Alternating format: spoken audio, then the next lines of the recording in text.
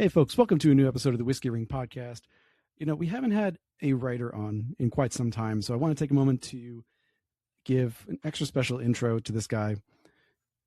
I want to welcome to the Whiskey Ring, star of stage and screen, still receiving residuals from Married with Children, former bartender at Brennan's in New Orleans, consummate New Jersey gentleman, storyteller extraordinaire, and Tommy Dewar acolyte, Robin Robinson. That's a good one.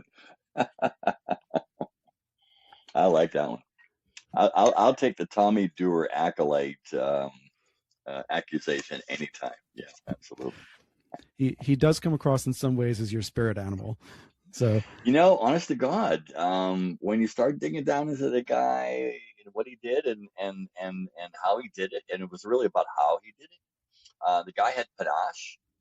The guy had savoir-faire. I mean, he had like all of those things that would be an early 20th century French word for it. I hear you. So I'm thrilled to have Robin on as a number one. It's been a long time since we've had a writer on the show. And also we are talking about his new book, The History of Whiskey in 100 Bottles, Barrels, and More, that came out just this past fall, just a couple of months ago as of recording. He has been making the rounds in person and on podcasts and shows. So I'm thrilled to welcome on here. Well, thanks for having me, David. Appreciate it. Absolutely. So I wanted to just talk a little bit about your career, how you got to here, and then we'll jump into some stuff from the book as well. Sure. Yeah, sure. Fire away. You've carved out a niche as a brand and marketing guru, a self-described Sherpa for big and small brands alike. Yeah. And how did that part of your career or this career emerge from impersonating a Scotsman and buying a Macallan 12? Yeah, right. Yeah. Well, the impersonating the Scotsman goes back to my days as an actor, and it's a sort of a hoary, infamous old tale of me impersonating a Scotsman for a bunch of swells on Park Avenue back in, I'm pretty sure it was 1986 or 1987, and I had gotten over on them the entire night. No, they did not know who I was. The only person who I knew who I was the host of the event, and it was a food pairing at their private club on Park Avenue, and the steward who was running the dining room were the only people who knew what the truth was. And at the end of the night, as we were toasting the 25-year-old Macallan, which back in those days was $90. I made up just the most horrendous story about how Macallan got started, and it's really just disgusting. And but it was the 15th century, so I mean, things happen. And that night I got paid in cash, and the next morning I woke up and I suddenly had a taste for something that a week earlier I had never heard the word single malt Scotch whiskey before. And so that kind of starts me on like the whiskey journey, as opposed to being like, grab a bottle with a bunch of friends of something really cheap and get really screwed up and and get really fucked up. This was about actually drinking and appreciating and understanding whiskey as if it were fine wine. And that was the intent back in those days with the early marketing companies like Shefflin and Somerset and Allied Domecq and those companies that were bringing these whiskeys over from Scotland for the first time in something other than a blend. Right. Mm-hmm. So if you remember, the classic malts would have been the first introduction of single malts to the United States, then followed by Glenlivet and a couple others. So so that was the beginning. But I had other things in life to do. This was a fun kind of like little thing, an interest. Had a living to make. I had rent to pay. Now I had then eventually I had a wife, and then a child, and so we picked up and moved to California. That's where I thought my acting career was going. And After only a few years out there, I had realized, actually, I went to a marketing program for actors. And at the end of the marketing program, I marketed myself out of the industry. I said, this actually isn't for me. But at the time, what was rising was computers, personal computers, business computers. And I had gotten into those while I was still in New York. And I was very much into the technology of like these early PCs and Macs and Windows and DOS and things like that. Got into that to the point where I was eventually, I was an IT director and for an ad agency. And then eventually I got hired by my first software company. They moved me back to New York. And that's how we settled in New Jersey. And now I still had that, thing about Scotch whiskeys, but now I had an expense account. And I had what we were dealing with, Fortune 1000, Fortune 500 level companies. And so, the idea was, go take these people out and things like that. Very Mad Men, in that. And so, yeah, it just expanded and I just started finding more and more, and then started a club in up here. Like, people were just tired of me, there's all the geeks and everybody today, but I'm telling you, in the early 2000s, I was the only guy at a party that would corner you and tell you all about single malt whiskey. Oh, no, you got to, because it's like barley and it's like, it comes from Scotland, and then people were going, okay, enough of this guy, and then I convinced I bored enough of my friends around here to start a club. And we started a club, and I started a blog early on called onemalt.com, and started blogging about our events. And then we were going out to shows and we were looking for bottles, and now it becomes a full-fledged thing. An old friend of mine who has known me since my acting days was at that time one of the most strategically important people in the liquor industry, in the distribution layer, in New York. And he had said to me one day before, he goes, you won't know more about whiskey than people who work for me. When are you going to get tired of selling technology and come to work for me? And I said, yeah. Pour me another drink, because I don't know anything about the liquor industry. And then about a year later, we were at a party together, and he goes, look, I'm going to lay something down on the table for you. You tell me if you want to pick it up. And he described what he saw as what the brand ambassador really should be, as opposed to the way that it was being executed out into the marketplace. Whereas they were entertainment figures, they were cultural and educational figures. He said, but if you put a sales guy, a real sales guy in that role, that guy could transform the entire industry. And that got me incredibly excited. So I put together a business plan for him, and he suggested that I come in and make this presentation to these two large companies that were his largest suppliers at that time. One was called Diageo, and the other one was called Pernod Ricard. And I said, I don't really know much about those companies, but I can tell you that they're big companies, and I'm not very good in big companies. I'm not that kind of a player. I'm not good at politics. Because I worked for all of these, startup Silicon Valley, mean and lean, and we had an elegant solution, and we were up against Microsoft and Oracle and SAP and everything, and it was that kind of a mentality and culture.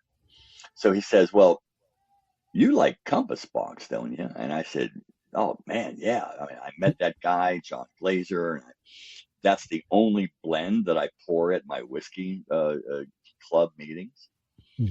He goes, well, I got an idea. Well, the thing was, he actually had a piece of Compass Box. And so next thing you know, I'm the New York ambassador for Compass Box. And I was in that for a year until John Glazer and I had a conversation. And he goes, I know that you and Charlie talked about, why you came into this business. I'm interested to know if you still want to do that because I can't run the rest of the country. I need someone to do it because I have to run the company and I've got to make the whiskey. And I said, yeah. So I took over as the kind of sales manager. I'm essentially as a one-man band. I was a one-man band working 34 markets across the United States. And so I was a sales manager, brand manager, a brand ambassador, event planner. I mean, whatever the hell we needed, I was the guy that did it.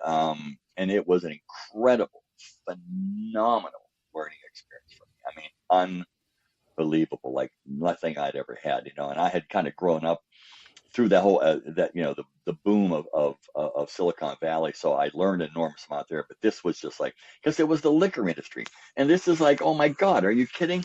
This is straight the hell out of like the 1930s or the 40s right here, and they're still operating like that. And that's really when I looked around and said, wow, this is unsustainable. Everything that they're doing here is unsustainable. And guess what? The growth that we were going through at that point, I said, I think I just saw that at Silicon Valley. I saw that in the tech sector. I saw that in the bubble, what I refer to as the irrational exuberance of the marketplace. And so after 7 years, it was time for Compass Box and me to part ways. And it was right at that time when we're really starting to see, this is right after the financial crisis of 2008. And we're really starting to see all of these brands pop up out of nowhere. And I was seeing a few. I met Gable Lorenzo and Ralph Lorenzo a couple of years before that. I met Lance Winters a couple of years before that. I met Todd Leopold. I met some of the people who had been around for a while, but now they're coming out of the woodwork. And I said, they need help. They don't know how to go to market.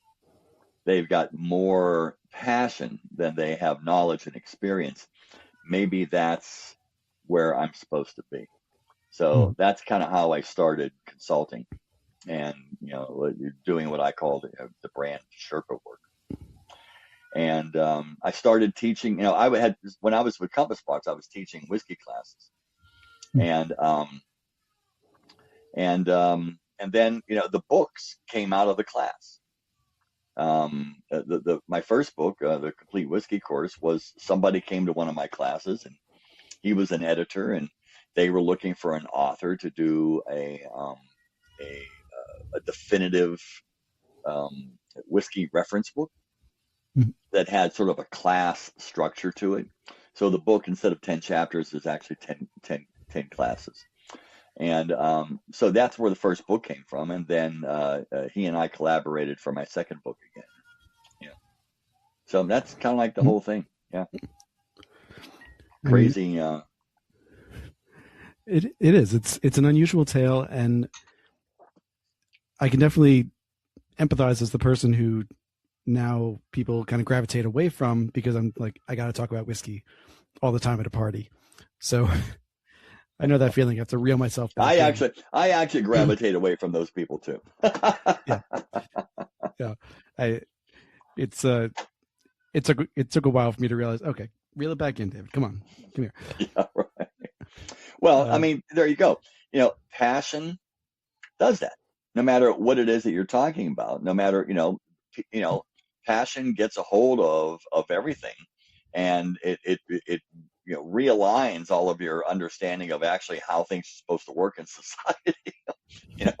And kind of like, no, you want to hear about this. You need to hear about this.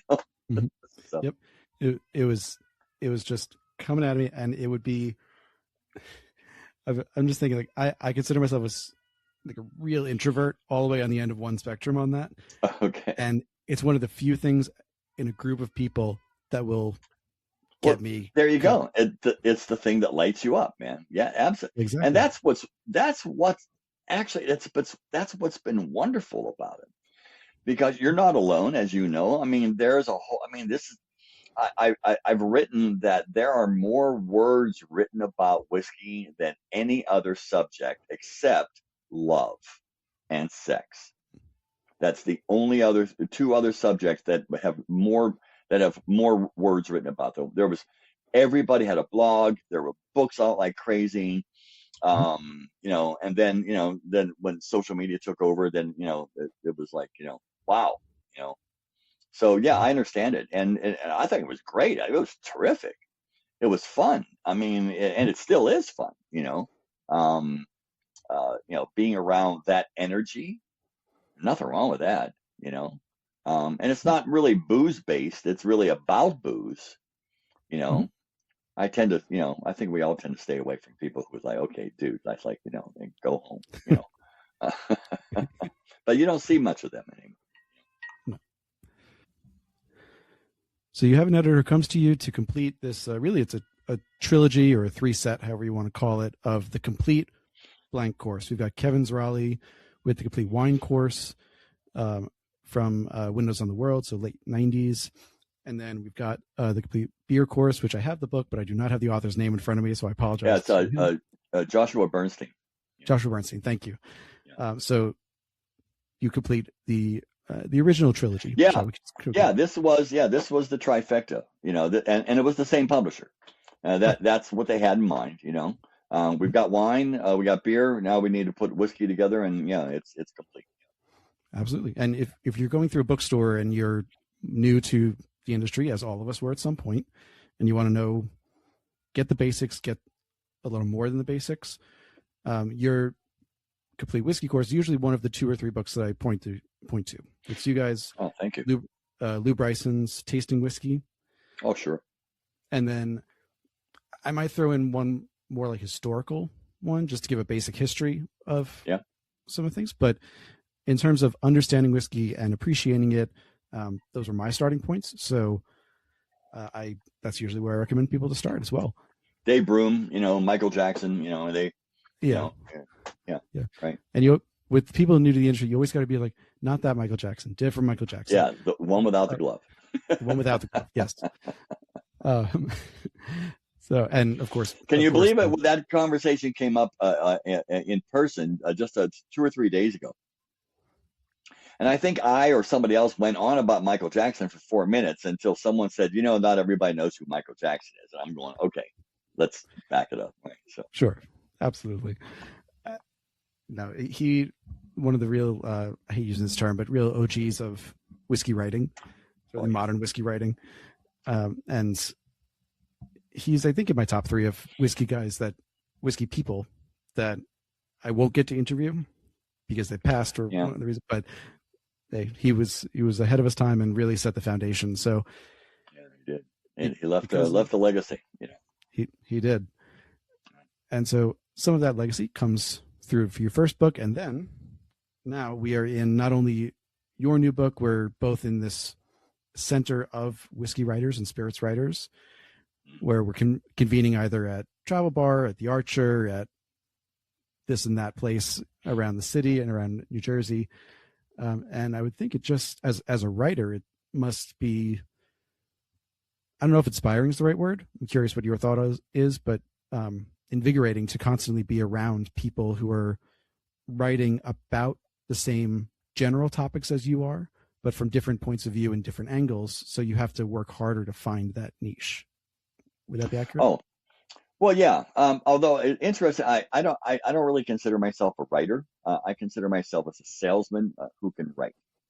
And for Ooh. me, there's a difference. I am always, forever focused on the marketplace. So everything I do has a focus on the marketplace. And yeah, and that includes other people. So I'm the one that actually has my ear on the ground. And interesting enough, it was actually Dave Broom who reminded me of that when I got when I got the contract for the first book, and I'm going, how do I approach this?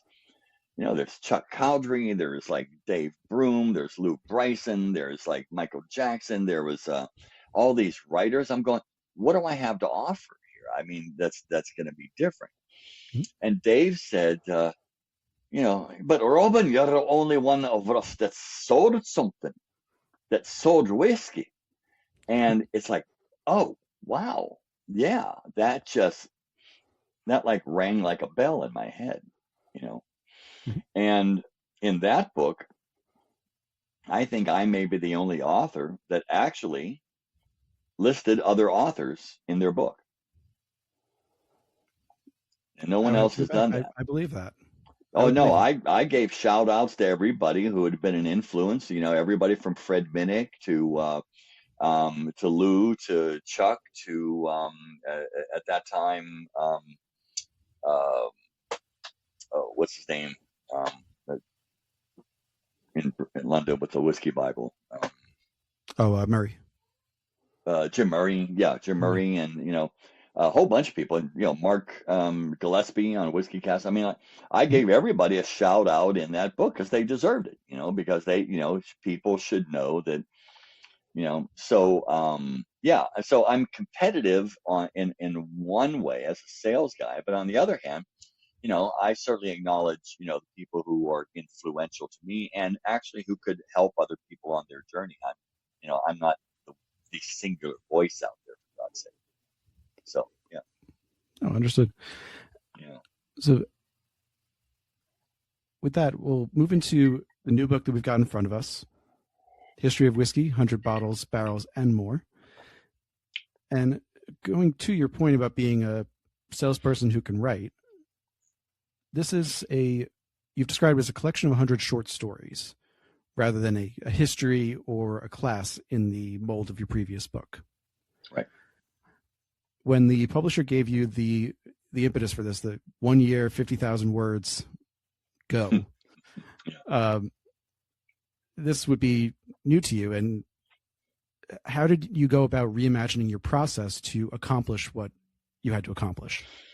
Well, right here in my office, I actually have a big foam core board that I have up there. It's white, and on it, I've got 120 colored tabs, and each one of them has an object on it. And then I started arranging them by country or by area of the world. And so I started putting together as that. If it's 100 objects, and I have the book, for example, the history of the world in 6 glasses, the history of the world in 100 objects.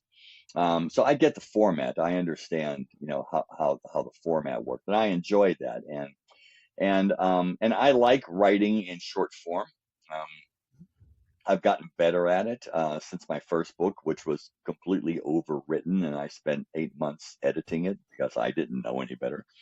And so, yeah, this kind of gave me a focus. This allowed me to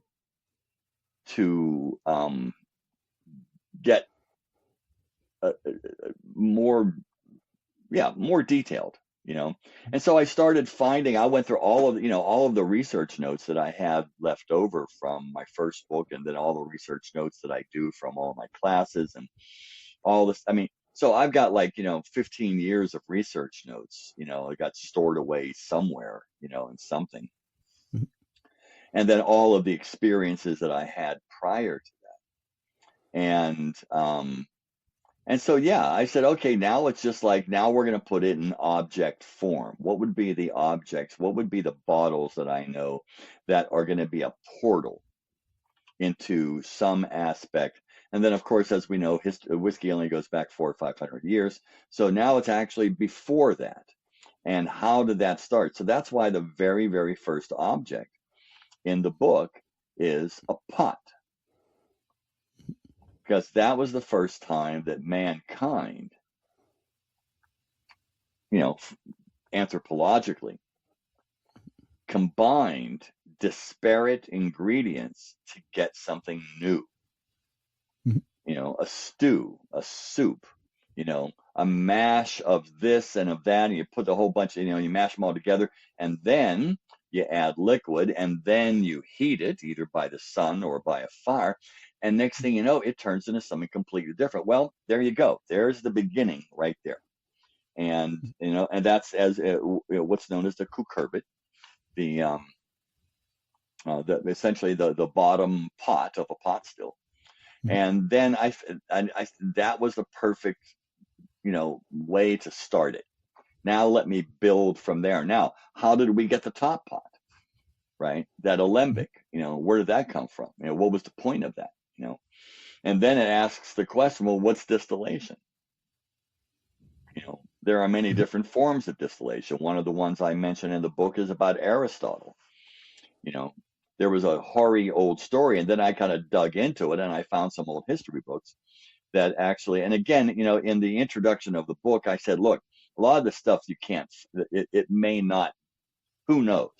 But if I can find 3 independent viewpoints that point in that direction, that's probably where the truth of this story is at. And last thing I want to do is get bogged down in facts. Facts are there just to ground the story. And the whole thing is that the story has got to be entertaining. It's got to get from, Aristotle once said that, it has a beginning, a middle, and an end. And that's a format. As an actor, I lived by that format. So that was pretty much how it all kind of started to come together. And then, I've got like 1,000 bottles here in my house. And so I can go down, I can go through my,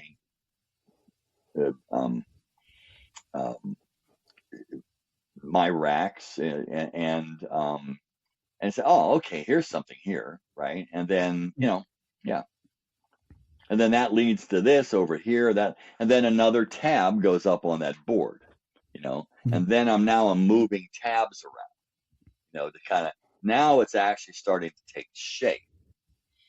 And then with my editor at the time, then we said, okay, well, then we need to put this in some sort of a chronological order. So that people, if the whole idea was to read it independently, 100 short stories, but let's put them in some sort of an order. So if you did want to make a time frame connection, there was the Baroque period, and then there was, prehistory and things like that. You could do that. So that's kind of like how that came about. For sure. And as I was starting the book, I looked at this. I was thinking about the bread and beer theory in anthropology, and a couple years ago, which came first? Yeah, exactly. A couple years ago, I had on Edward Slingerland, author of Drunk, to talk about the earliest earliest beer get-togethers at Göbekli Tepe and places like that, and this idea that people got drunk and people tested alcohol, and if everyone woke up in the morning and nobody had killed each other, cool, we're friends. Good. We're good. Well, what's interesting is that, that idea is what carries on into Ireland, especially. And it's the wonderful story of the antipathy between Peter Rowe, who was one of the first distillers in Dublin in the 18th century, and Arthur Guinness. And at that time, beer was considered healthful. It was considered, it was a cousin to bread. And so it had a health benefit to it that, everybody in the 18th century believed, and well into the 19th century too. Yet whiskey was poison. And so Guinness and Rowe, and then came Jameson, and then came a whole bunch of people, and then eventually Powers showed up, and then you had you had the Golden Triangle there in Dublin. But all during that time, Guinness just despised all that and thought it was poison because it wasn't beer. And the irony, of course, is that when the Roe distillery closed down, that is currently the Guinness operation right now. Guinness took it over, so he kind of got his, he kind of got his revenge there. But yeah, the bread thing, the all of that, is very much a part of how this all kind of like follows an evolutionary trail. And I want to bring up something you said so I got to know this book at a Travel Bar launch event. Yeah. And one of the quotes that you said that stuck with me is, we as a whiskey community have lost the story and gotten stuck in the details. Yeah. Clearly I know you're someone who does enjoy both. You can get into the nitty gritty and you can get on the story and enjoy both sides. And I do both as well. I might lean more into the details. I like to know the fermentation times and all those kinds of really nerdy details. But in saying that we've lost the story and gotten stuck in the details, do you think there is a place where they both coexist equitably, or do we have to shift our absolutely focus back? Oh, no. I mean, essentially that's my book. Actually, both of my books were written for that ear. I'm writing for that ear, and yet I'm substantiating it with real information, with real facts. Facts don't have to be boring. It's only when facts become the story is when the entire thing goes to hell. Mm-hmm. When it really is only about the fermentation time, then I literally walk out the door. I don't have anything to say to these people. If you're going to obsess about all of the details about warehouse age, I know that most of that is bullshit. Mm-hmm. But if it caught you and now you're on like some kind of crazy, ADHD obsession about it, I had this conversation last night at a bar, about Old Overholt, mm-hmm. And when we lose the story, then we fail to bring more people. The whole idea is to get everybody swimming in the pool. And what happens with facts is facts create gatekeepers, and gatekeepers prevent people from coming into the pool. Now, one of the things I learned from Compass Box is that, again, I worked 34 markets in the United States. I worked with big, massive, distribution companies and one-man bands in Wisconsin. Mm-hmm. I've tasted 10,000 people, out in the wild, from bartenders to consumers to to salespeople to everybody, right? I tasted them on a whiskey. When I first started, I was literally spelling the word artisanal for people because we were the first company to have the artisanal story, and then Dunkin' Donuts came out with an artisanal donut. So during all that time, you know what the number one feedback I got during all those years was the words in an apology form, "I'm not an expert." Every one of these people would say, I'm not, I don't know anything about this. I'm not an expert. And right there, that clued me into something. Then about 10 years ago, I sat down with Shinji Fukuyu. Now, Shinji Fukuyu is the chief blender at Suntory. And he was on a U.S. tour right after they had made the acquisition of Beam. Mm-hmm. And he was coming into New York, and he had asked a mutual friend. She was a early podcaster back then. If he could sit down with somebody and talk about whiskey, somebody who was knowledgeable but wasn't affiliated with a brand, and she goes, "Oh, I've got just a guy." And we all got together. It was 4 of us got together at Angel Share Cocktail Bar, when it was open. And I had the most revealing evening with Shinji-san. And it was because he said this to me. He goes,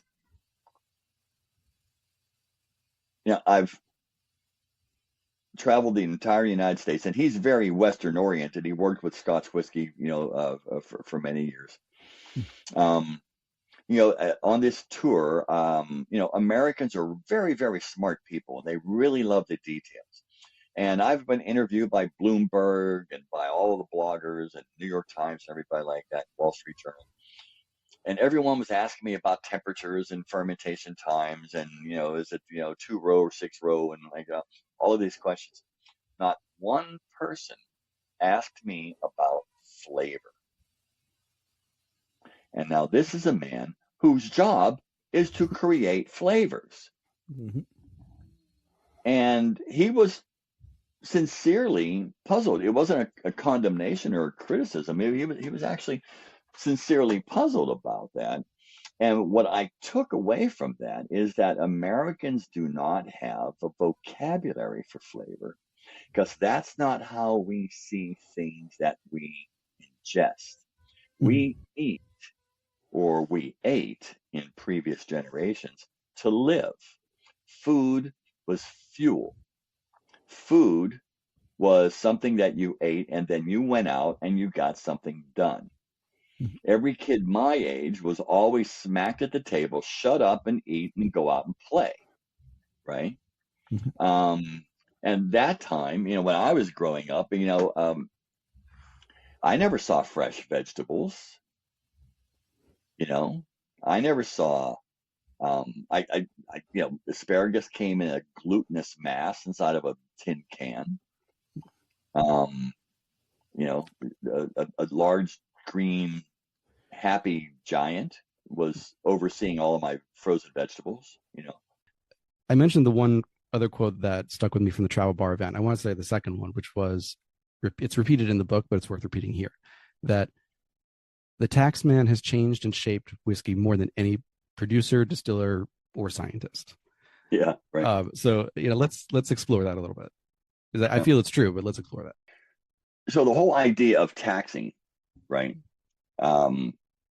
is it actually, well, there's no one whole idea of taxes. Taxes are meant since antiquity of a way of what? Raise money. Exuding power. And yeah. You go back to biblical times, right? I mean, and before, there was always someone wants something from someone else, and yeah, we're going to raise money, but it's typically as an exhibition of power as well. And then, of course, over the centuries, it got more and more refined.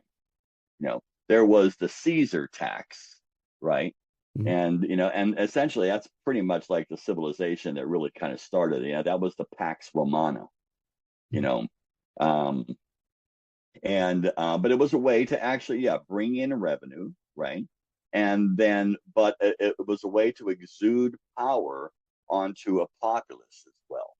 And so that idea of getting money from people just to live, just to be part of this, well, then obviously you have to give them something back in return, right?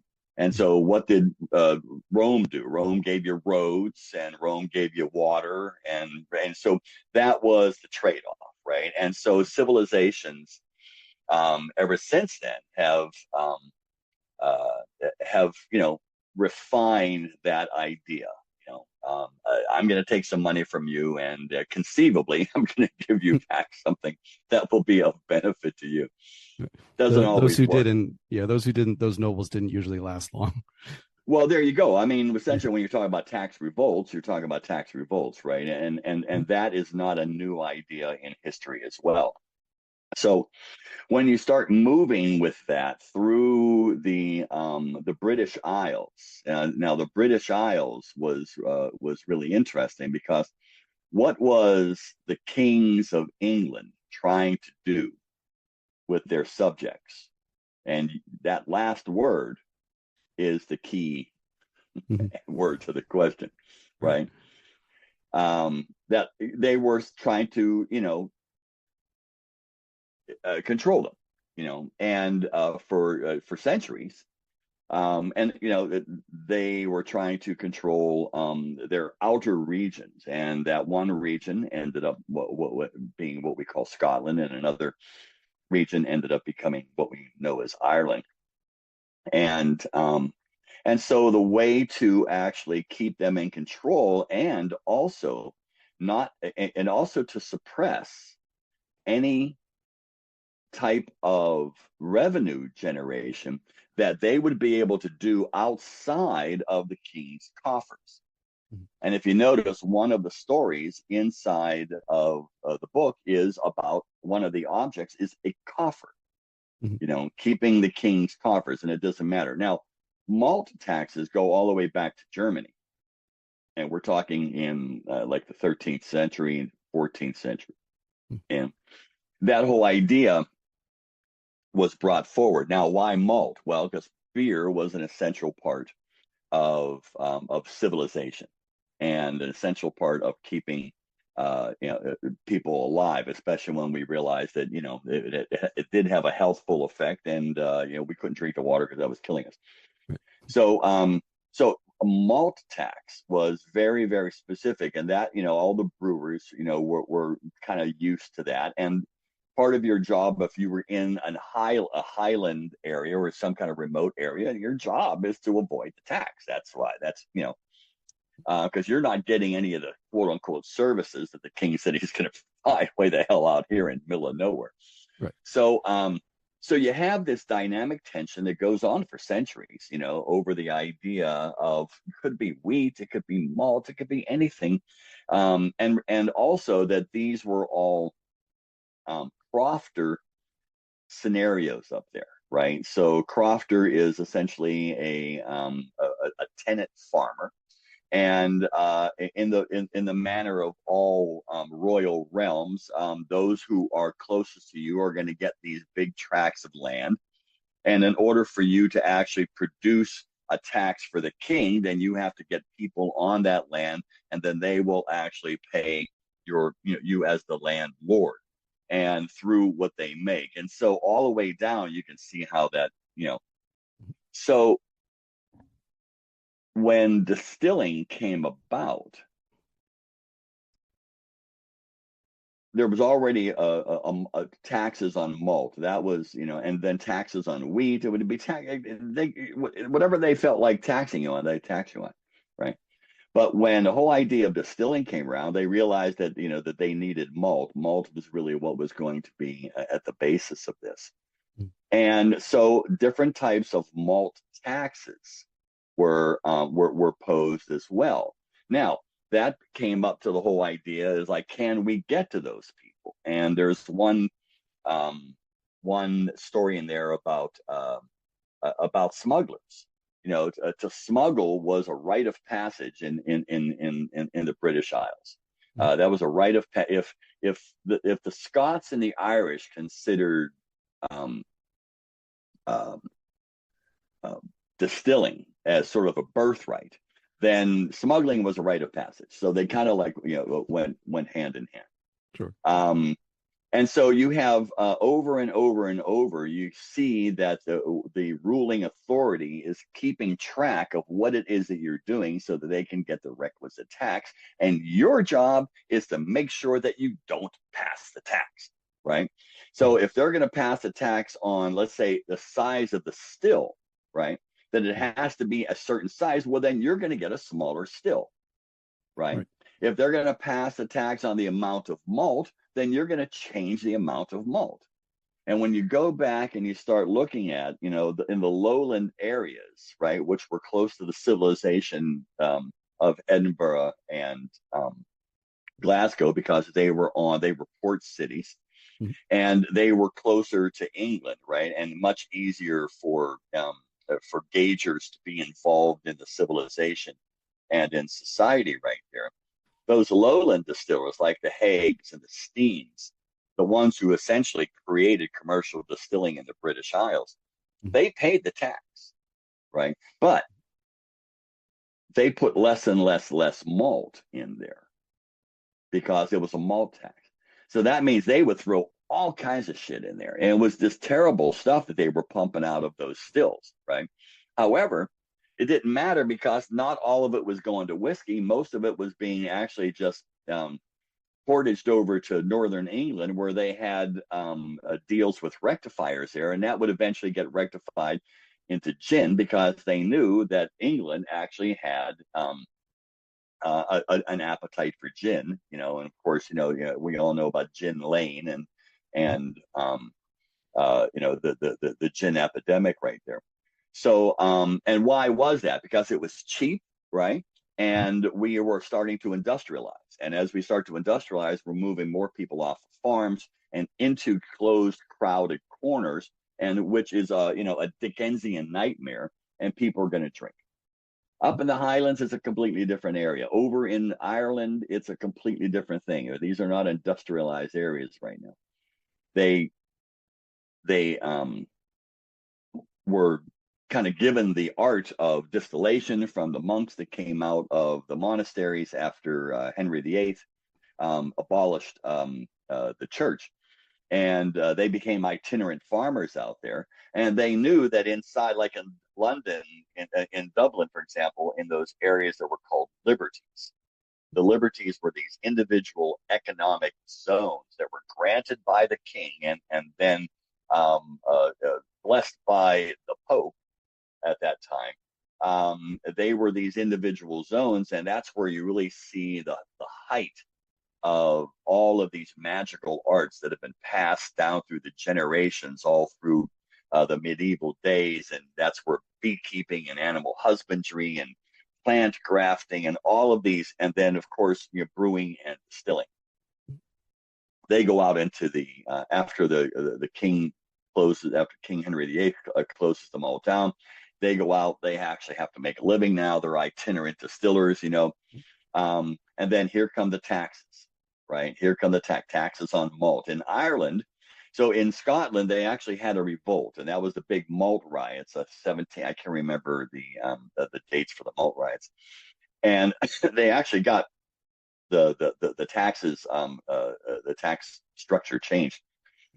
In Ireland, they said, "Screw that! We're just not going to pay any attention to it, and we're just not going to put any malt in the poutine." And so they started putting on, green barley, and they did that on both sides, but they started putting green barley. The thing was, they got a connection to that. They liked that taste, right? And so the green barley, the unmalted barley, became eventually what we know now as Irish pot still style whiskey.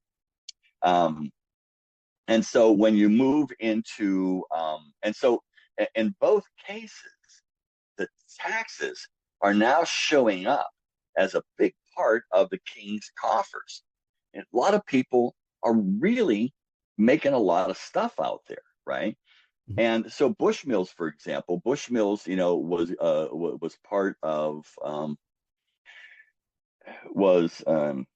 King James's animal husbandry approach to making a better English subject.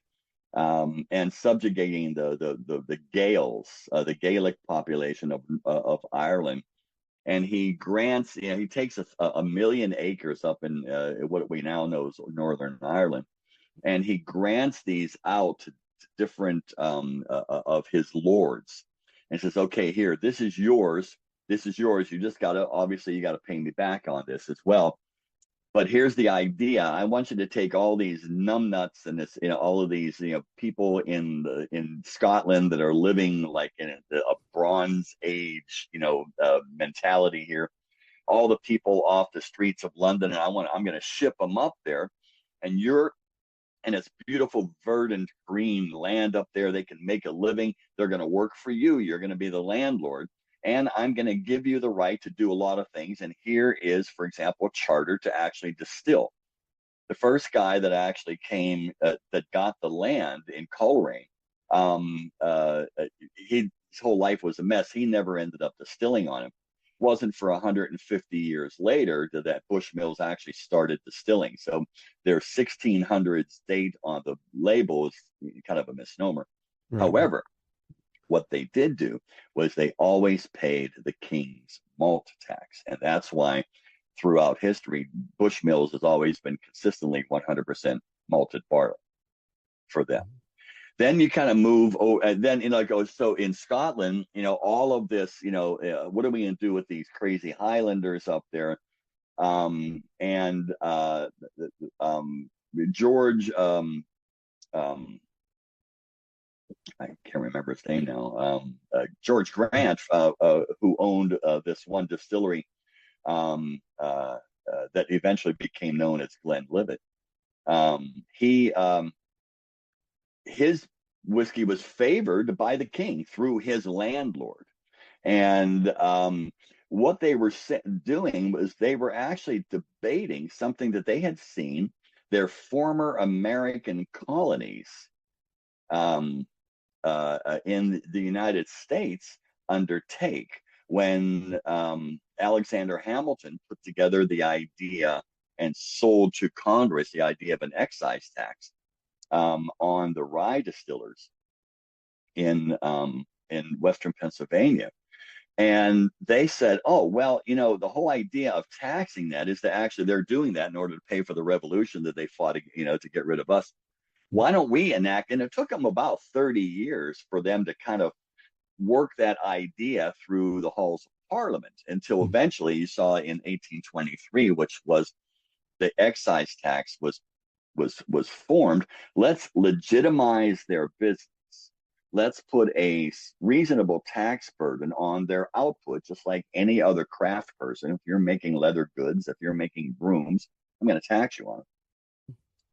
And let's let them grow a legitimate business. And that's where you see the flowering of whiskey in Scotland from that point.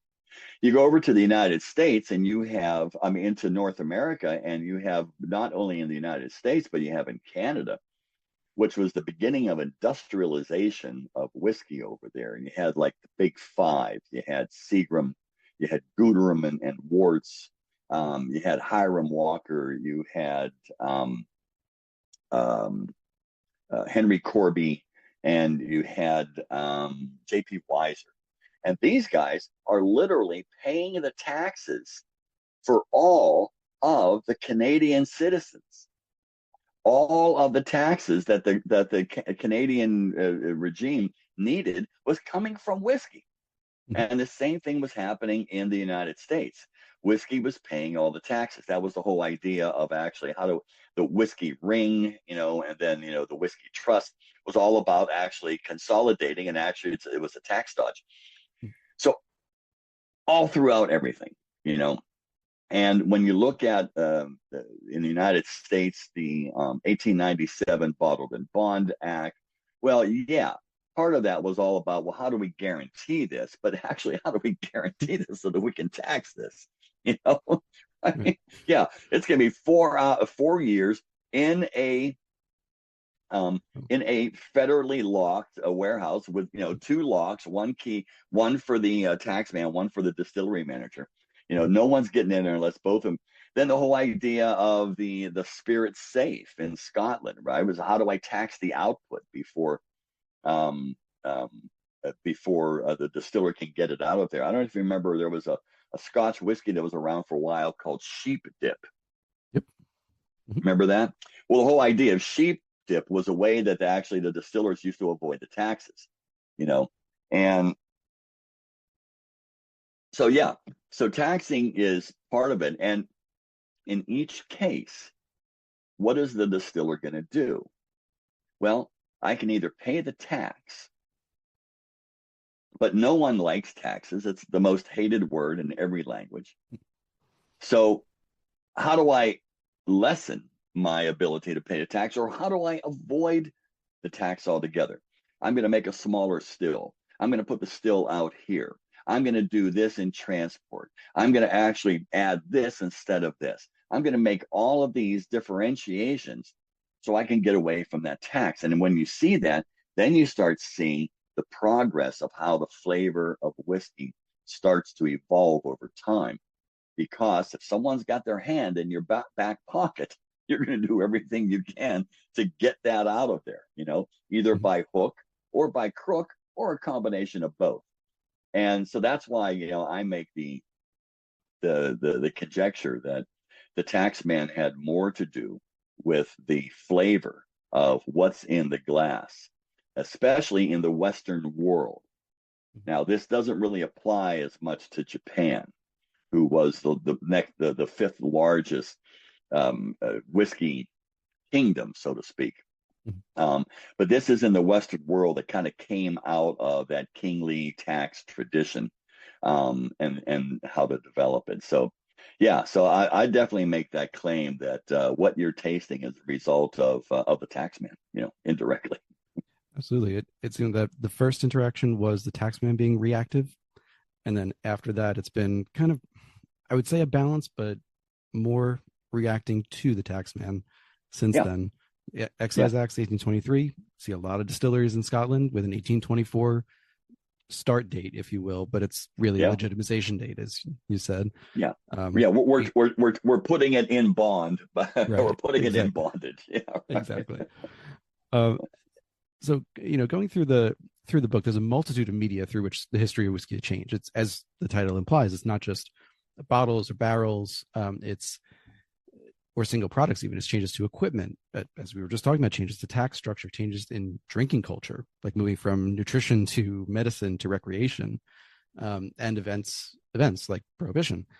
Before we go into a couple more of those, as I read through the book, careful not to look at the table of contents to kind of spoil the ending, if you will, I kept thinking, what items, events, people were left on the cutting room floor that really made it to the last round, and then you were just like, I can't include these for either space or some other reason. Oh, well, I don't know. I literally would have to go look at my notes to see what it was. Well, one of the things that guided me on this was the fact that when I wrote my first book, The Complete Whiskey Course, I literally had no idea how to write a book. I was given a contract. I was given a specific word count that I had to hit. And we were going to do it in a classroom form, like I was teaching for many years down in New York City. And we had agreed on, okay, these will be the 10 classes, the first class, second class.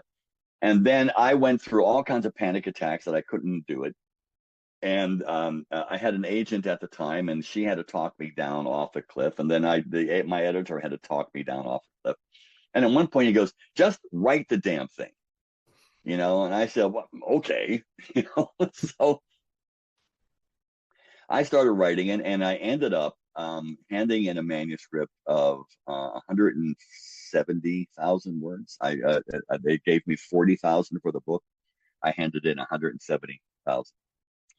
By that time, that editor had left and another editor had come in. And I said, well, he goes, you realize how much editing this is going to be to get this done? I said, well, quote unquote, you're the editor. That's your job. You know who Kevin Zraly is, right? Mm-hmm. Yeah. Kevin Zraly is the great, the wine author, but Kevin, ran the Windows on the World wine cellar, which at that time was the biggest in the world. And has written the Complete Wine Course, of which the Complete Whiskey Course was sort of like, the companion piece. And I called him up randomly one day, and I said, how did you do this? And he goes, look, I'm not a writer, right? So I just, and the editor comes in and they have a blank screen in front of them every morning. Your job is to fill that up. I said, well, okay, great. So I took kind of Kevin's, advice to fill up their screen. And he goes, editor advice says, how much editing this is going to take? I said, well, and he goes, no, if you remember in your contract, you specifically stated that you wanted to have the last voice. That means you're going to do the editing. So he took a hand grenade and essentially threw it in the middle of that manuscript. I spent the next 7 months reassembling it and then reducing it down to the form that we finally got it in. So I had that in the back of my mind. And since then, I started writing articles for online blog pieces and for some periodicals like Whiskey Advocate. And so I'm now getting my crazy, Jack Kerouac, just keep writing it type of a thing out of my head. And I'm learning how to do something that the writers refer to as killing your darlings, which is, you write the most beautiful sentence in the world and you're so in love with it, but then you realize it doesn't work here. So you got to throw it out. So with this, I had 50,000 words and I said, okay, well, I'm doing 100 stories. 50,000 words, that's pretty easy. That's 500 words per story.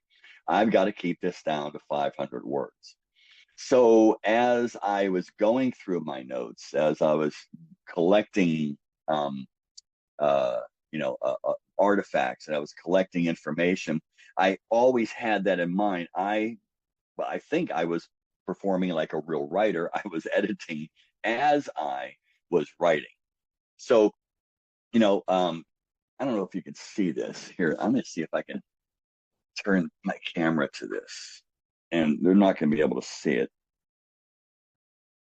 No, you can't see that.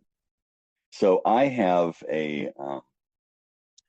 right up here on my wall, I put a big sheet of foam core up there, and I got a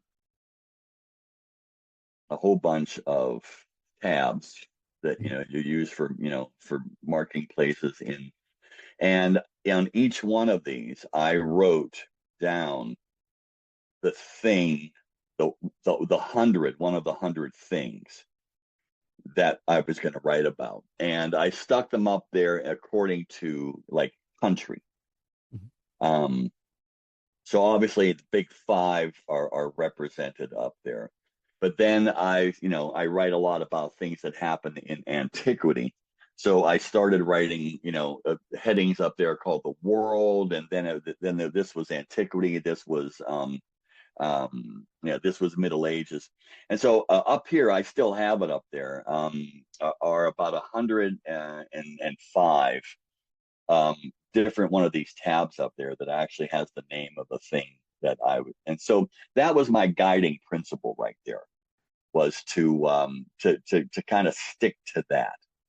And throughout, for example, in America, there's already, I even make fun of the fact that there's so many words written about Pappy Van Winkle. I don't need to write another word about Pappy Van Winkle. But if I'm going to be honest about the history of whiskey, then you have to include, Pappy Van Winkle and Stitzelweller. So I did, alluding to the fact that they've got their own book, so, Multiple, what else needs to be said, yeah. So it's just kind of things like that. I think I actually I approached it much more professionally than I did before, so that the editing was really all about buffing and shining, as opposed to getting it down to a format that was going to be useful for the book. So it's kind of like a difficult process to talk to recall. I don't know, understood. And there are, as we spoke about earlier in the interview, there are a number of course, people, specific people called out. We spoke obviously about Tommy Dewar earlier on as a spirit animal kind of thing, but there was only one person in the book that got this written about them, and this could be an author's choice, so tell me if it is, but I wanted to pull it out, which was, in some ways we can mark whiskey's history as before Swan and after Swan. Oh my God. And look, I he's my number one whiskey person I'll never get to interview, who I really want to. Yeah, I know. Obviously because he's passed. But I noted that as I was reading it, because I'm thinking there are so many people pulled out in this book as seminal singular figures who changed whiskey in one way or another. Right. But he's the only one that got that kind of epithet to him. Yeah. Oh no. I did have the great honor and pleasure of meeting him and actually sipping some whiskey with him. That was literally the first Kavalan that was introduced. And I was introduced to him by John Glaser. I was working with Compass Box at the time. John was particularly influenced by Swan. because of Swan's impact on wood. All of the stuff that had been known anecdotally about the interaction between wood and whiskey for hundreds of years, Swan, as a consultant, as a biochemist, and as a consultant for the Scotch whiskey industry, Swan had actually now codified and had put that all of that down on a molecular level in these incredibly detailed white papers that I actually had access to. And I'm not a scientist, but I've played one on TV. And so I tried making my way through them as much as I could. But this was back, 15 years ago. His impact on Compass Box was immense because that was the whole idea of the toasted French oak that started out as Spice Tree and eventually became Oak Cross and eventually became essentially the core DNA of all Compass Box whiskeys is a blend of 2 or 3 malts that are aged in French oak. That's essentially the Compass Box DNA methodology. So I got introduced to Jim Swan, or Dr. Swan, I should call him Dr. Swan, through that, and when I got to meet him, we got to talk for a very short amount of time. But yeah, and then you start looking at the influence that he had. So he and Dave Pickerel, for example, Dave Pickerel, who was the master distiller here in at Maker's Mark, and Dave Pickerel was the Johnny Appleseed of American craft whiskey. Jim Swan was the Johnny Appleseed of world whiskey. Everybody went out there and reached out to Jim Swan, and can you, help us with this? And that's essentially what he did. He was a consultant to the world. Practically everybody, and also inside the United States too. He was consulted many times with distilleries in the United States. So yeah, I think no one has had the impact worldwide. And the example that I show in the book about Kavalan, about he deconstructed the whole history of whiskey, not starting from I've got some grain, I'm going to make it into a beer. I've got some beer, I'm going to distill it into whiskey. I've got some whiskey, I got to put it in something. I'm going to put in this barrel in this type of a warehouse, and then boom. No, he started out with what is the ambient temperature of Taiwan, and you have to actually, that is going to be your controlling factor here. So now we're going to construct a warehouse and then a racking system, and then we're going to go backwards, your distilling protocol, and then your fermentation, that means, and your yeast, and then your mashing process. Wow. Mm-hmm. And just brilliant. And we lost him 2017. He passed away. And I think his last project that he was working on was Lindores Abbey in Scotland, which again, historically, that's the marker where Scots like to look at and say, okay, this is kind of like where we saw it all written down for the first time. But yeah, Jim Swan, wow, man, what an incredible impact that guy's had on one person. Yeah, before Swan and after Swan. Yeah, I agree. I mean, it's again, there's so many people there that you can make an argument of being impactful or important for one country, one area, even. If we get to it, I have a question of, for example, about the importance of Pernod Ricard as a company in saving Canadian and Irish whiskey. Yeah. But with Dr. Swan, I agree with you. Look at the number of countries that he was in, the number of different environments: Taiwan, Israel, Wales, number here in the U.S., just India. Right. Yeah. Yeah, exactly. Yeah. I mean, Germany, England. Yeah. Yeah. It's amazing. I agree. Really one of the greats. And I definitely, I wish on my list that I had gotten a chance to meet him, share a dram, but. We lost a giant, and both of those men, both Pickerel. Yeah. We lost Dave the next year. Yeah. Yeah, we lost them both. Yeah, in a very short amount of time. Yeah, it was a very sad time for distilling. Yeah. This will seem like a somewhat of a non sequitur after that, but it does kind of connect, which is you also had to make the choice as you were editing to consider which brands to highlight. Some of Yeah. them easy, well, in my mind, easy. Yeah, sure. you know, uh, but there are a couple that I want to pull out that for me, it raised the question of you're highlighting the history of whiskey through, in this case, a couple of brands and bottles. Mhm. Um, and there's kind of a tenuous balance that you have to strike between the importance of this bottle Oh yeah. and the access of it. Yeah. For example, Glenlivet 1962 single malts, Napogue 1951, Ichiro Card Series. These Yeah. are all mentioned and agree as seminally important whiskeys. They're also hard, if not impossible, to access in many cases. Yeah, sure. Yeah. So I guess in your mind as you're writing, then how do you go about conveying the importance of something that in theory is tangible, but in practice few if any people will have the chance to try in a way that could make them appreciate it even more?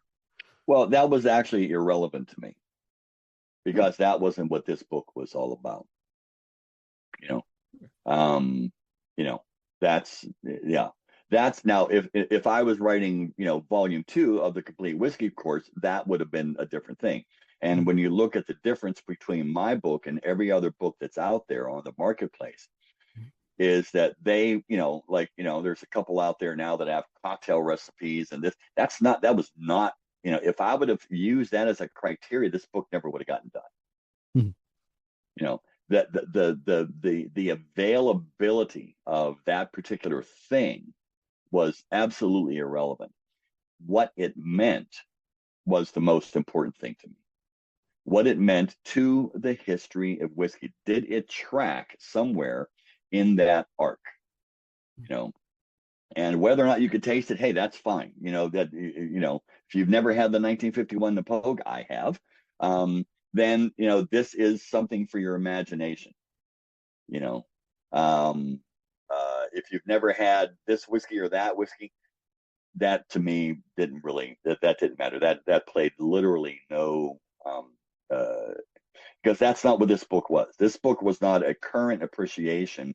That will be volume 2 or an updated version of my first book. Mhm. If you read my first book, it was all about this is what's on the marketplace right now. These are the people who are making it. This is how they're doing it. Yada yada. Great. That was a compendium of where we were with whiskey at that particular. This had nothing to do with it. Totally fair. I mean, that You know, that reminds me kind of there are books out there like the 100 whiskeys you have to taste before you die or yeah, that's things like that. fine. Yeah, yeah, yeah. But And that's not what you were writing about. no, fuck no. Oh, Jesus, no. Oh my God, Yeah. no. I mean, that was the complete opposite of that. Yeah. Yeah, complete opposite of that. And look, I am very much in favor of writers being shills for the business, and I'm as much a shill as anybody else. I don't mind being a shill, if especially, I'm a shill for a lot of things. I'm a shill for I don't have one up here, but I'm a shill for like the neat glass. You know, Mhm. I think the neat glass is literally the best nosing and performance glass on the market. I don't get a penny for that, and I don't care to get a penny for it. You know, um, because that's what I believe. So this is my recommendation. So the bottles that I get behind, sometimes I have a commercial arrangement with different. Um, I still am a consultant in the industry, so I'm still vested in the sales of specific things. But when I kind of segment myself as a writer and or influencer, if I, and I put that in quotes, Mhm. um, I know you don't then like the hey, term, so oh, I hate the term, yeah. But I'm a shill, and I'm proud of it. I don't mind being that. This whiskey, especially now, the whiskey industry needs as many shills as possible. So, yeah, I don't have a problem. So yeah, so the selection of things to me was, does it fit in the historical narrative of the arc? And does and illuminate will it illuminate some aspect of whiskey that people don't know about? And will it show us how we got to this point right now? That's kind of what was really what was on my. And the whole thing about Napogue, it was like, wow, there were two things, about Napogue. One is like, wow, this at that time was the oldest whiskey existing in Ireland, you know. And number two, what did people used to do when they got really old whiskey? They used to drink it as opposed to flipping it on the internet. Right. I wonder how many people who won the Macallan 1928s in the, I don't remember the name of the decanter or the artist, the Leek Yeah, decanters. the Leaks. Yeah, How many of them have opened it? yeah, Really? yeah. Right. I'm not saying it's good. It's probably overworked as hell at that point, but still. Yeah, Um, who knew? I mean, my thing about the Macallan there is like, okay, the historical significance of this is that, yeah, they were using Paxaret, it had gone through a whole change up of what was going on with sherry barrels, and then of course their distilling methodology was completely different. They were probably using a lot of um, sulfur candles in order to sterilize the barrels. So yeah, you're going to taste history, but it may not be the thing that you thought you were getting too, right. so. You'll taste the history on the first pour, but you might not want a second one because, Yeah, okay, I'm good with history, let's talk yes, about today. exactly. Um, so again, I want to preface this. There are a number of things that we just won't get to for time, and I want to be respectful of your time. But one of the other things, if you will, that is an undercurrent through the book of a topic that shaped whiskey, but it's never called out so much, except in one story it is the reference to how politics, but more so religion, shaped whiskey. And the place where it's called out, for example, is in the division of Baptists and Anabaptists with the Protestant Reformation. We've spoken with previous guests about divisions between Protestant, Catholic, Protestant Germans, and how these separations have led to which counties went dry or wet during Prohibition, how they voted, how they're still doing that, why certain areas of the country, in the U.S. at least, are hotbeds of distillation and others are deserts of distillation. So again, this is not really called out so much, but I want to give an opportunity for you to just talk about how writ large religion shaped the history of whiskey. And in a way, I do make almost a distinction between religion and faith. Fair enough. Yes. Especially, yeah, and there is one. So religion, again, faith goes all the way back to antiquity. The human race always looking for something outside themselves to explain what the fuck just happened, to me. Why did that rock fall on him and not me? Right. If you really want to see a great movie, look it up. It came out in the 1970s called Quest for Fire. Okay. This was, oh my God, this will blow your mind. So this was kind of like walking with, Margaret Mead on this anthropological, tour of the early humanity and all about, fire. So that's always been a thing for me. That's been, since I was a kid, I always asked, how did this begin? What was the beginning of this? That's always been the number one question on my mind. I can always remember, how did this get here? And so writing a book like this ended up becoming, really kind of like, right in line with kind of how I think. Sure. So religion, faith has been around for a long time. And when we're looking for ways to explain things, that's what we go to. And even when we, centuries and eons later, when we discovered science, we still were able to kind of, mash the two of them together, and have one explain the other. Who was who's the famous physicist that, Stephen Hawking? At one point, I never forget, Stephen Hawking. Stephen Hawking, like the largest mind in the universe, right? Um, at one point said in an interview, at one point we just have to trust God, and I thought my brains were gonna like pour out of my ear when I heard it. And he didn't say it in those words, but he said something to the fact that he gave it up. He gave it up to the mystery, Mhm. right? And so when you think about how the idea of technology came through and how we evolved the quest for fire, learning how to make a wheel, all of these simple things that were life changing, we would invest them with some sort of importance.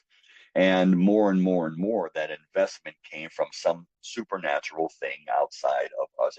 And one of the things, I was always a big student of Joseph Campbell as well, Mhm.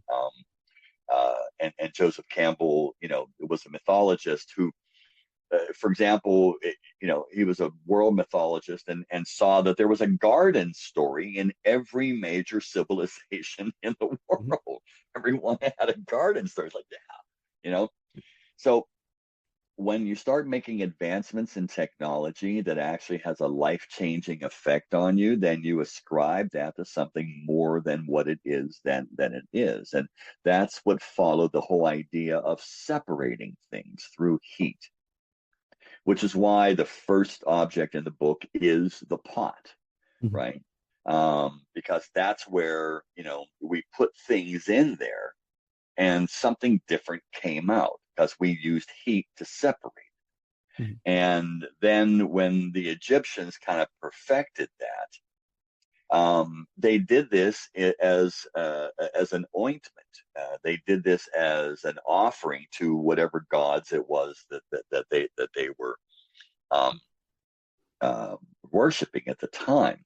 The whole idea of the antimony around the blackened antimony around their eyes was a medical religious preparation in order to ward off um, river blindness and desert blindness.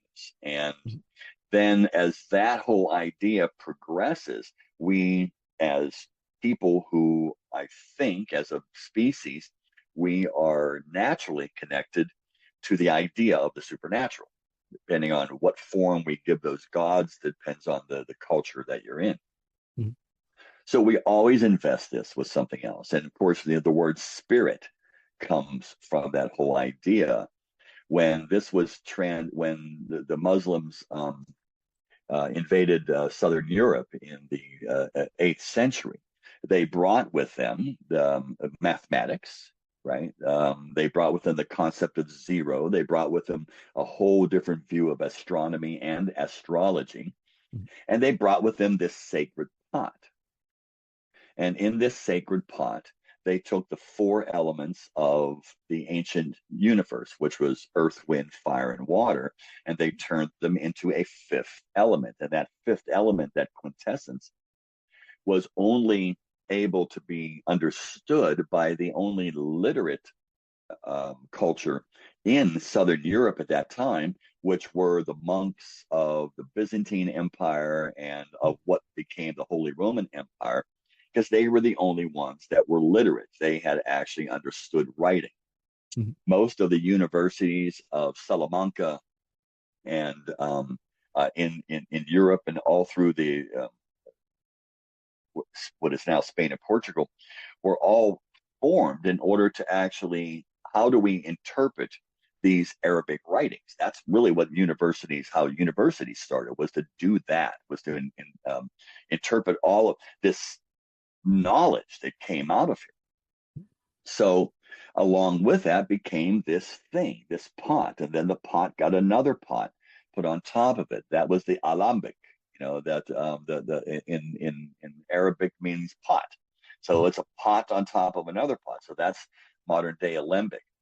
And what that did was, and when you look at the writings of the alchemists of the Middle Ages, you started to see that this was all about, the dance between mortality and immortality.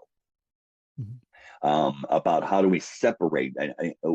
We had come to realize that as organic matter, we putrefy over time, which we call aging. And but how do you fix that? How do we use this new technology to actually address that?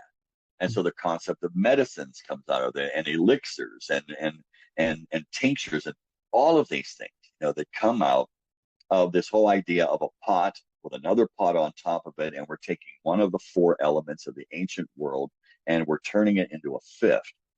And that's where religion gets invested in it. Now, yeah, you had like Jewish mystics in there too, but the Jews, of course, were always scattered. They were always, moved all over the place. So there was never any real concentration of that thought, because they were always in diaspora. But when you actually see in the Holy, and most of it was because of the Holy Roman Empire,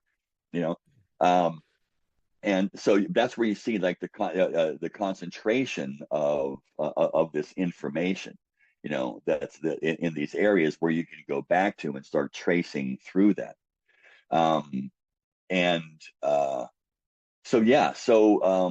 Depending on, you had that, and the Holy Roman Empire was in charge of the Western world for 1,000 years, right? Or so, and then they had a divorce, and that's what we know now as Protestantism. And at that time, this is where the monks read. Of course, the monks were always, holy. There were vows. They're under vows. When you look at all of the Tyrannincians and the Carthusians, I mean, these are vows of silence, right? These are men who have a lot of time on their hand, talk about nothing, do nothing but actually, pray to God. And they have all of these secrets inside of their monasteries and inside their abbeys and things like that. And that's where it gets all kept. And then here comes Martin Luther, says, okay, this is all bullshit, and causes the Protestant Reformation. And so all of this stuff starts leaking out, and it goes into the common marketplace of ideas. And different, especially in the Protestant wing of things start breaking up. I always, my metaphor for Protestantism was that there was a big glass mirror on the wall, and then boom, it fell on the ground and shattered into 1,000 pieces. And each one of those pieces is part of the Protestant religion. Mm. The whole idea of, I've got me and a Bible and 10 people. I got a religion. That's pretty much all I need. I can interpret this any way I want to, right? As long as I got people with followers, and I'm going to tax them. So it comes back to that. So, absolutely. Yeah, so that's where, so for example, I trace specifically the Anabaptists were one of the sects that came out of the Reformation, and they were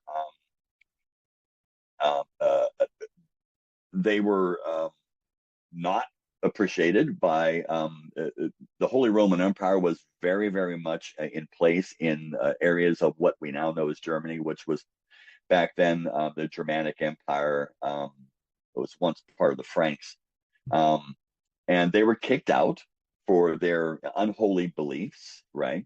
And so they were in diaspora as well. And just like the Presbyterians of the New Scots Irish that were formed in Northern Ireland from that, breeding experiment that King James had done a couple hundred years before that. And they brought Protestantism. I mean, they brought a form of Protestantism, which was called Presbyterianism, that was based on John Knox, who got that from Calvin. And Calvin was like, no bullshit. There was Mhm. no bullshit with Calvin. You're going to die. You're evil. You got to repent. It's all this stuff, and and everything that you do is bad. You know, It kind of amazes and you that he got such a big following, doesn't it? oh, well, think about what was going on: Black Death, disease. Yeah, This is actually how you take control of a populace. Wait till there's a disaster and you're the guy with the you're the solution. savior. Sound Right. familiar? Yep. Sound kind of familiar, right? And so so yeah, so Calvinism is just the Dutch are Calvinists, the Scots are Calvinists through Knox. They bring that down into Northern Ireland. The Scots Irish culture gets formed. They get kicked out from the Anglicans, and that was essentially the beginning of quote unquote the Troubles that lasted all the way through the 1970s in Ireland. Mhm. And they come into the United States. They're not appreciated, in where the Pilgrims were, where any of those people in the northern. And so William Penn says, "Hey, I got a place over here. Come over here. I don't care what it is, you can come over here." And all of a sudden, you have all of these Anabaptists come in there, and now they're called Mennonites. And you have the Scots Irish come in there, and they're Presbyterians, and they end up mixing with the Baptists or the Anabaptists, and they form baptism. And then they go down the Cumberland Gap, and boom, there you go. There's the United States. The history of religion. That should be my next book, The History of Religion and Whiskey. It's needed. I need one. I'm looking at Smashing the Liquor Machine by Mark Lawrence Schrod, and I had him on a couple of years ago.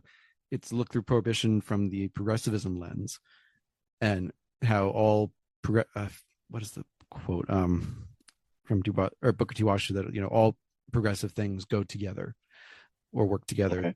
I'm butchering the quote, but the point being, he was looking at it from a particular perspective. But between that and a couple of the other ones that I had read in preparation for that, I was like, I wanted to get more into the history of how the religion and whiskey went together.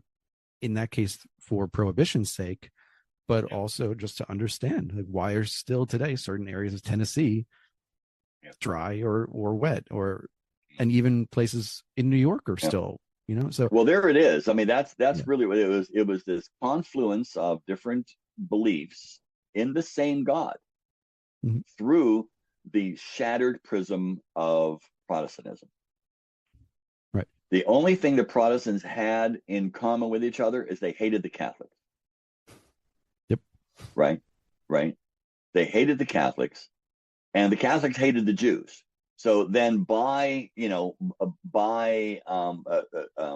connection, the Protestants hated them as well. Because the Catholics did. Right. Mhm. The Protestants didn't give shit one way or another. They weren't around at the same time. But it was the Holy Roman Empire that hated them. Right. So you have now they're all going to meet at the once in one place. you know, like, okay, that's a prescription for disaster. But Exactly. but that's kind of I mean, I trace again. It's me asking the question: how did that start to happen? How did that happen? How did we get to this? All of the current events today. I love finding the little things that kind of track us out. Where did this come from?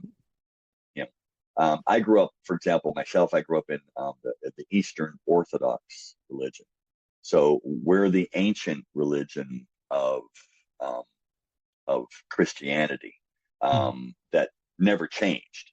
And the Catholics sort of melded from then, and the Protestants came off of that. So um, I look at it from that historical perspective of kind of like from a religious perspective. That has an effect on culture. Culture has an effect on technology. Technology has an effect on all of the things that we do in real life. Um, Pennsylvania, where I'm from, originally was a mash of all of these cultures. Everybody was in Pennsylvania, in Eastern Pennsylvania or Western Pennsylvania. Um, you had a mash of all these cultures because that was Penn's charter, William Penn's charter. It's you're free to think and worship whatever the hell it is you want. And and that has a big impact on everything, especially technology. And of course, technology has an impact. But a great book actually, I don't know if you've read this or not. It's Daniel Okrent's Last Call. No, I haven't read that one. Absolutely, this is the definitive book on prohibition, and essentially, prohibition is really nothing. It's all about temperance. Right. It's the temperance movement, right? And where does that start? Well, it actually starts right there in Europe, and it Mhm. starts with, the Calvinists. It starts in England and Ireland, and it starts with the people who said everything that you do is bad, you know, and there you go. And that's kind of where it actually it sort of foments, and it had a massive impact on Irish whiskey. That's where you start seeing the decline of the people who invented whiskey. Whisper, don't tell everybody else. Um, the amount since the 1823 Act, the amount of registered distilleries that were in Ireland were in the thousands. By the time you get to 1900, you're down into the hundreds. So it wasn't essentially the government that closed them down; it was the culture that closed them down, and the temperance movement. And then you have the 20th century, which is the decimation of Irish whiskey until the late 90s, until the late 80s. So yeah, so it has a massive, massive impact, and that's the stuff that I like knitting together. See, I mean, whiskey by itself becomes just a nerd's paradise. But whiskey in context of the times that it was done in, that to me becomes a broader story. That to me becomes the most interesting story. Mm-hmm. Was it a catalyst at this point? Was it a witness at this point? Was it some side thing? Was it a serendipitous accident that caused this? Those are the things to me that as a writer, I'm actually most interested in, and I think are actually much more fun, to dig around and look I love it. So I know we are a little bit over time. I want to ask you a final question. Yeah, sure. Which is on the Barrel Room Chronicles. You said your favorite story in this book was probably that of Golden Wedding Rye. Oh yeah. And the most personal story for you was on Talisker, that was your recognition moment of when you were going to be in the industry. Right. So this is a little bit after. It's a couple months later after this episode, or after that episode, excuse me. I'll say, do you hold to those as your favorite and your most personal?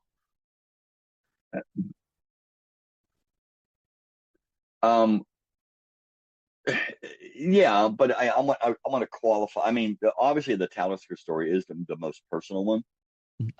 That one and a story that I didn't put in the book, but I tell outside of it, and that was one of the Carrie on the Barrel Room Chronicles alluded to, was actually my origin story with whiskey. Was when I was hired when I used to be an actor in New York City, and I was hired to impersonate a Scottish distiller, Mm-hmm. and I had a bad accent that I got from Star Trek, and I didn't know what single malt Scotch whiskey was at the time. This is like 1985, and I am going to lead a group of very rich people on Park Avenue through a dinner pairing of single malt Scotch whiskeys. And I had no idea what I was doing the week before that until I was given pamphlets and magazines and to study and to memorize and then just spew it out that entire evening. And I made up this horrible, terrible, just disgusting story about the origin of Macallan. But the next day I bought my first bottle of, I bought in 1999 a bottle of 12-year-old Macallan, and that's how I got hooked. And then there used to be a place down on the South Street Seaport called the North Star Tavern, and they had a display of single malt whiskeys back there. And I used to work at Fraunces Tavern as a waiter, and I'd bring my tip money up there after my lunch shift, and how do you pronounce that? And let's taste that. And then I eventually I find that Talisker, and I write that letter to quote unquote Mr. Talisker. We go to the Isle of Skye. I have no understanding of what it is to expect. There was no internet back then, so we were doing this on, like, a wing and a prayer and some pamphlets. And I was blown away when I got inside of the distillery, and then we went into the dunnage warehouse, and we tapped a keg, and I'm going, oh, my mind is blown. So years and years and years later, and this is now a couple decades later, and I'm working for Compass Box, and John Glaser and I are in New York City doing an event, and we decided, okay, let's take a break and let's get a bite to eat. And I told him that story, and I had my phone on me. He says, can you bring up YouTube? And I said, yeah. He goes, type in this. So I type in this search parameter in YouTube, and it's John Glaser standing with Andy McDonald, the same man, in front of the same cask when he had just started with the brand new Diageo, now being the new director of marketing for Johnnie Walker. And they're actually introducing him to all of these whiskeys for the first time. And he says, that's where I got religion. And he says, the next time you talk to Dave Broom, ask him where he got religion. And it turned out all three of us were in front of that same cask at 3 different times. And that to me was mind blowing. That same cask that's been sitting down off the rack all that time, the sample cask, Andy McDonald, who was the production manager there, and Dave Broom, John Glaser, and me. I mean, I'm in heady company right there, with these two guys, But yeah, so that's very, very personal. Yeah, so that's I have a cask to go visit. Huh? Yeah, that's gone now. I'm sure that's tapped now. Yeah. Yeah. Well, and I do want to throw out Fraunces Tavern, one of my wife and I's favorite places to eat and visit in the city. She's a huge American history and American Revolution buff. I'm obviously a big whiskey buff. They've got a respectable bar of their own now, and if they're not enough, around the corner you got the Dead Rabbit Dead Rabbit around the corner. Yeah, you actually have a double feature down there at that point. Yeah. And also the son of the former owner of Fraunces Tavern. This is back when I worked there, was owned by a family. The son used to come in during college in the summers, and they'd put him to work in the kitchen. And he eventually opened up the old 76 house, which is up here in northern New Jersey, in Tappan, New Jersey, or Tappan, New Jersey. And the old 76 house was a Washington's headquarters where Major John Andre was garrisoned before he was hung right around the corner. And John Andre was one of the conspirators with who was the guy that with Benedict Arnold. Yeah, he was caught. He was put on trial there. He was garrisoned there. And then there's actually a plaque for Andre Hill at the top of the hill. There was a tree, and they hung up on that tree. Anyway, after they sold Fraunces Tavern to the current owners, actually these are the people who own the Dingle Distillery in Ireland. Then his son bought that place up there, and he's kind of continued the whole washing. And it's like the original blockhouse that you can have dinner in, and they got a great whiskey selection up there too. So shout out to the old 76 house in Tappan, New York, or Tappan, New Jersey. I'll take a trip over the river for there. Yeah, it's a beautiful area, and it's worth the trip up there. Awesome. Well, Robin, thank you again so much for writing this book, for coming on to talk about it. I've had a blast talking to you. Always do, but now we've got a recorded version of it. There you go. And yeah, just thank you. I really look forward to this episode going live. People feel free to please do, see if you see Robin at an event, if you see that he's going to be a book signing or a whiskey tasting. I know the series at Astor has now just ended, but hey, there's going to be more, I'm sure. There'll be other places. Yeah. There'll be other places. He's just a fantastic person to listen to watch, talk about it. And one of those people that when you watch him talk about the stuff, he's passionate about it. And there's no better compliment I can give than that. I greatly appreciate that, David. Very nice of you. Thank you. So Robin, hang out with me for just 30 seconds after we finish recording to close out. Okay. There will be links in the show notes to, of course, where you can purchase the book, where you can look at reviews, where you can listen to other interviews about this that may have touched on things that I didn't. And thank you, Robin, for listening. I'll see you all next week. My pleasure. Thanks for having me, David.